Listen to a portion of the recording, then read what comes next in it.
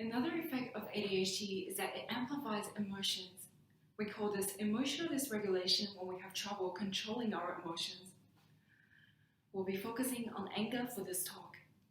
I'm sure all of us have experienced unpleasant consequences of poorly controlled anger. This can include detention, suspension, being grounded at home, losing screen time, or feelings of guilt and shame. This doesn't mean that anger is a bad emotion or that one we shouldn't feel. Anger is an emotion like any other, and it is essential to express anger. However, we must do so in a healthy way and take responsibility of our actions. In order to do this, we must look closely at what we can do to calm ourselves and stop any harmful actions. I have broken anger into 5 stages here: trigger, thought, emotion, behavior, and consequence. In this model, we try to view a trigger event in a positive way.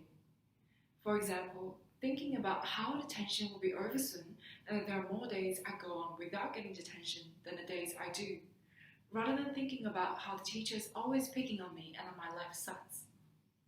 These happy thoughts can save us from feeling more upset about the same situation that we have no control over.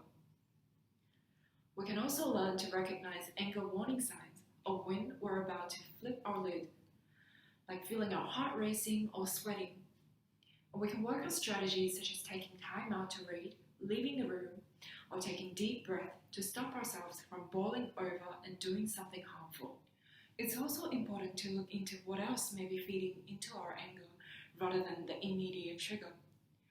When anger is what we can see above the water in an iceberg model, there could be many emotions below the surface, like feeling stressed, disrespected, or rejected, to name a few.